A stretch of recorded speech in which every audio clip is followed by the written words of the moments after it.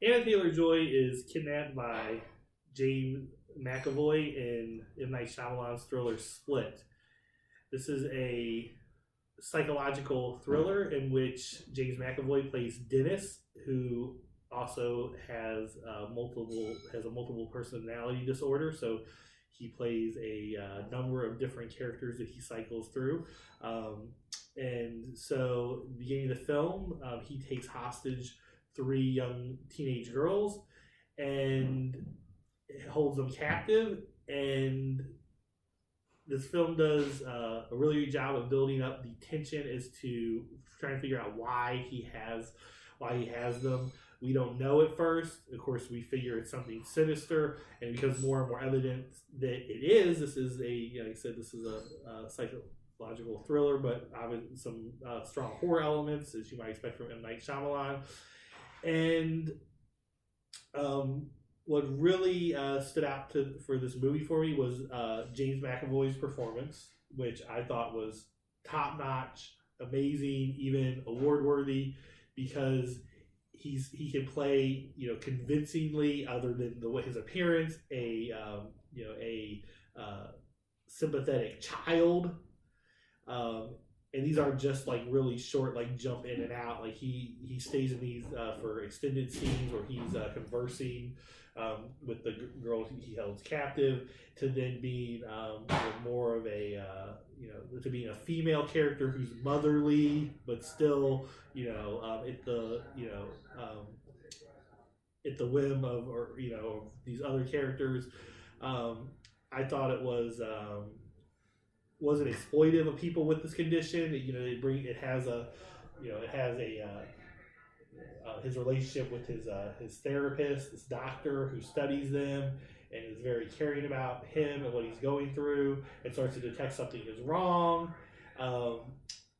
Really, they deal with some serious themes here. I'm not going to delve into them, and I really don't want to talk about one of them because it is very disturbing.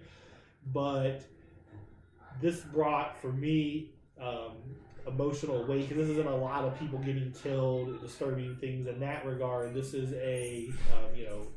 what is going to happen, and unlike Cowboy Bebop, this is an actual sympathetic villain who, while you don't like what he's doing and where he's heading, and for his intended victims, you also feel sympathetic from what's happening, because there is it is in some ways out of his control, and there is sympathy to be had there. And the end payoff, and I'm not talking about the bonus scene, which we'll talk about here in a minute after you get your say, but the end payoff between the main girl who I mentioned and James McAvoy's character, I thought was really a great way to end the story, to have that to bring full circle both his motivations, and also what would help him to see her in a different light, to have that ending instead of your typical either and I'm not saying what happens here, but typical, either the bad guy gets killed ending, or you think he gets killed ending, and that's the only reason that if anyone survives, there is a survivor. I like the reason that there was a survivor here in this case. So I'm meandering a little bit here, but I thought it was a really strong film. For me, it's a 3.5 out of 4 stars. And Night Shyamalan's best film since Signs. In the early 80s, Atari made a video game to try and capitalize on the Steven Spielberg flick E.T. Oh, no. And it was so bad and so badly received that they buried extra cartridges of it in the New Mexico desert. And they actually found it. And the reason I bring this up is because I really think they should do the same thing to every single copy of this unbelievably incoherent, badly made, excruciatingly boring piece of crap. Like, I mean, the only thing saving this film from giving it a well-deserved 0 out of 4 is because it is impossible for James McAvoy to actually act badly. He does what he can, but he's at the mercy of a totally clueless director, a unbelievably disorganized screenplay, and surrounded by some actresses who are just so boring and so bad. I mean, the actress who plays his therapist is so dumb that she should retire for the sake of humanity. And, I mean, and she's annoying. The other actresses, I'm like, it didn't make any sense for me. The central idea of 3 young girls being kidnapped by a psychopath with a multiple personality disorder has promise. I'll grant you that. It's just that it's not done well. And in fact, it's done horribly. I actually said this was the worst movie of 2017. I hated it. It made me physically ill. It was so bad. It just didn't make any sense. It bored me. It pissed me off. It was a disaster. I hated it. I am shocked. I'm glad you gave James McAvoy his due because he's a great actor. Again, I loved what he did here. I mean, he's. I just don't understand. The only reason I can imagine why he signed on for this role, especially because it only had a tiny $10 million budget, which is probably less than what he gets paid for a single movie.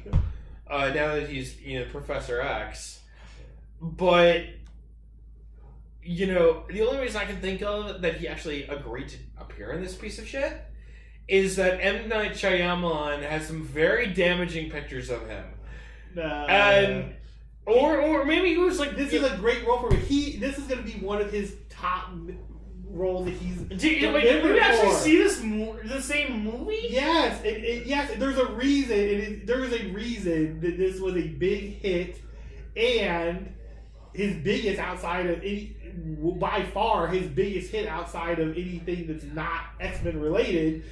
And so, what you're saying, this movie is better than Atonement? Are you high? Yes. I like this better than Atonement. Wow! I like this unbelievable. Yeah, I think Atonement was 3 stars for me. This is 3.5. No, it was 3.5. Okay, all right. Well, I knew it was right around there, but no, this is still this is a highly entertaining film. This is so okay. So obviously you have 3 teen girls. They don't, 2 of them are your basic generic dumb teenage girls. And the main girl, which is the reason she's from the get-go, she's not really part of that group. She's only there. She has these, personal issues, things that, this weight that she carries with her, which is so pivotal in the storyline. And she's smarter, and she makes a little bit better decisions, and she tries to, use, to manipulate James McAvoy's character when he's in one of his less threatening, personalities. All that was so compelling to me. You had the little bit with them trying to escape and everything. And that's pretty, basic and stuff. But those scenes where she's trying to manipulate him, that was all very compelling. I loved him trying to hit James McAvoy.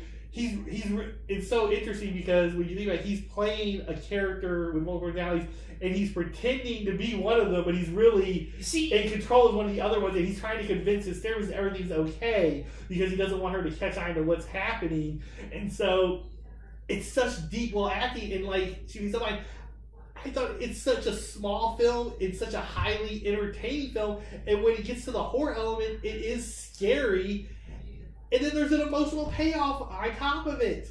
And then, like I said, there's a bonus scene that ties this in with, this ties this in with another film, which is that there's going to be a sequel. It gives you something to be even more excited about. And I don't think that was here's what I think.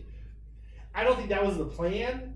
I haven't read anything to say otherwise, so I could be wrong. I don't think it was his plan to tie these in with another movie. I thought the studio saw this and said, this is by far his best movie in years. People are going to love this. James McAvoy's performance is so great that we're going to want more of this. So we're going to add this in. So bring in this actor from another film.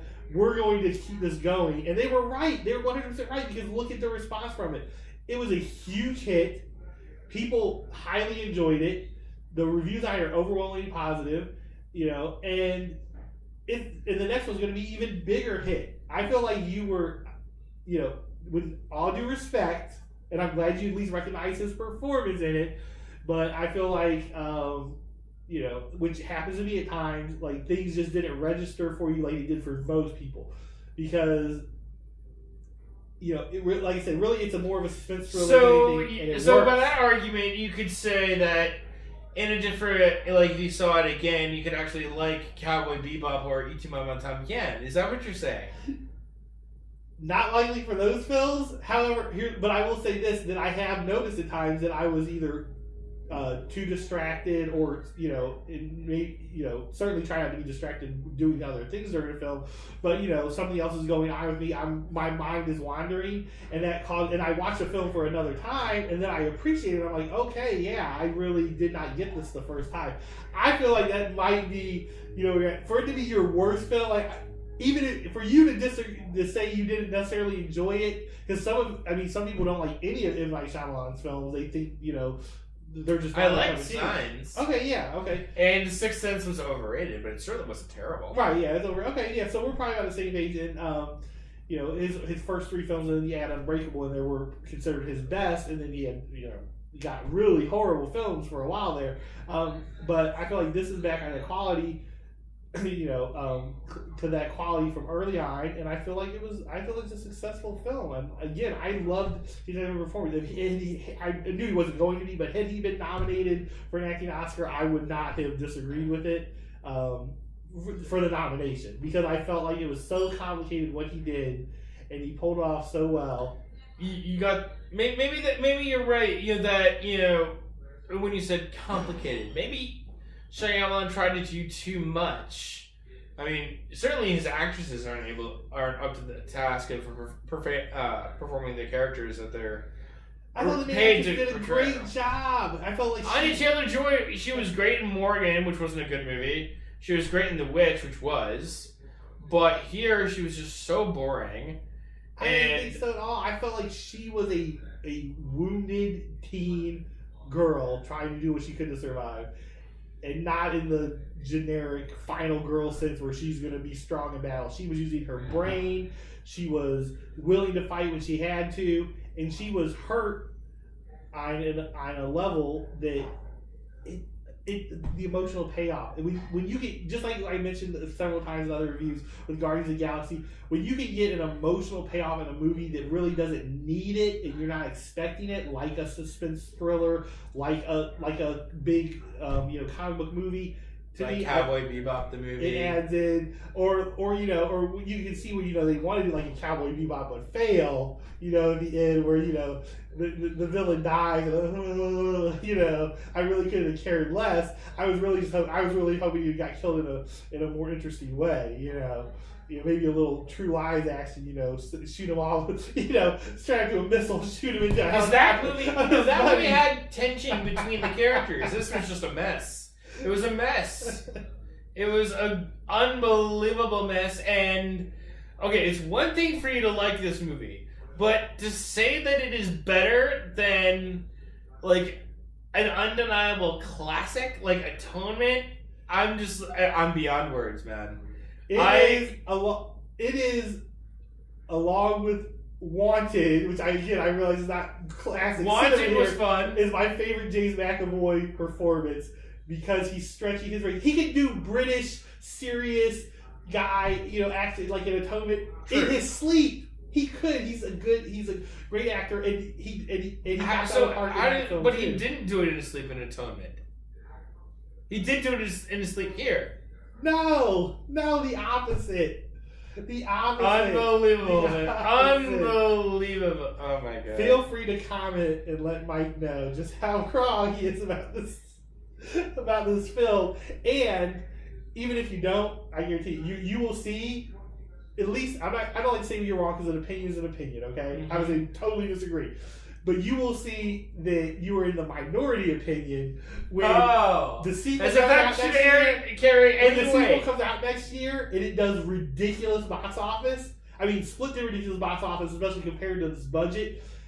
When it does, you're going to see, because people don't go and see in mass a sequel unless they really enjoyed the source film. So I will look forward to that time when that discussion comes.